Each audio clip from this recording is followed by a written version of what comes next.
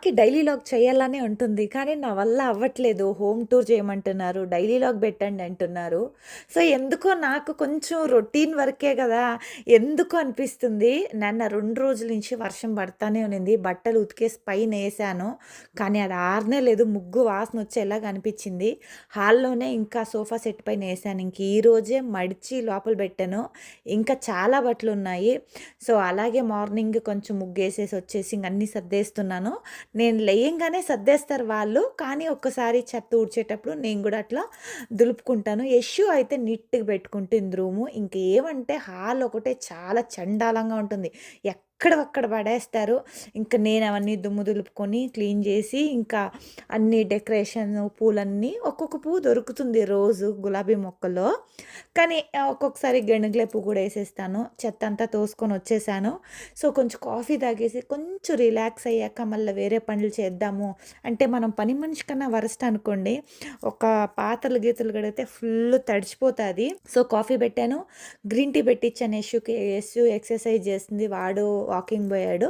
So, కొంచెం వీళ్ళంతా settle అయ్యి వీళ్ళు పొయ్యాక కొంచెం నా పని అయితే చేసుకుందాం అని చెప్పి కొంచెం రిలాక్స్‌గా ఏమన్నా తినాలి నాకి చిన్నప్పటి నుంచి బన్ను, ఇంకిక్కడైతే ఈరోజు చిప్స్ ఉంది. కారంగా నిజంగా చాలా బావుంటుంది. ట్రై చేయండి కాఫీలో. నేనైతే అప్పుడప్పుడు అలా ముగ్గు ఏసింది చూస్తూ అలా తాగేసి లేసాననమాట.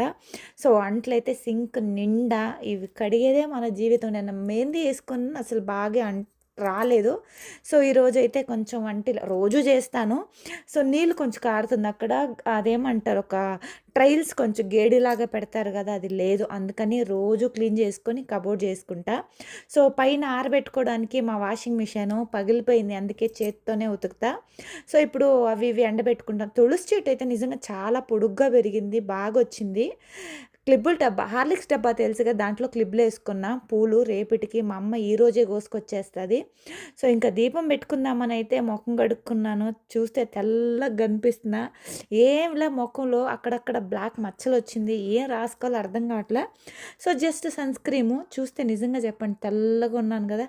సో, బొట్టు లేకుండా ముస్లిమ్స్ అమ్మాయిలాగా ఉన్నాను. కానీ కొంచెం తెల్లగా లేకపోయినా కొంచెం కళగా ఉండాలి. ఇంకా హెయిర్స్ కొంచెం పొడుగ్గా ఉండాలి. అప్పుడే కొంచెం సాటిస్ఫాక్షన్ ఉంటది మనిషికి. సో, పొడుగు లాంగ్‌గా ఉన్నింది కదా నాకు. సో, కట్ చేసే కొద్దికి కొంచెం బాధేసింది. దీపం పెట్టేద్దాం ఇప్పుడైతే. సో, దీపం ఆల్రెడీ పెట్టేసి పోతాడు. ఒక్కొక్కసారి దేవుడికైతే నేను పూజ చేసుకుంటా. పూలు ముద్దు మందారాలు తీసుకొస్తాం కదా! సాయంత్రం వరకు ఉంటే వాడిపోతాయి.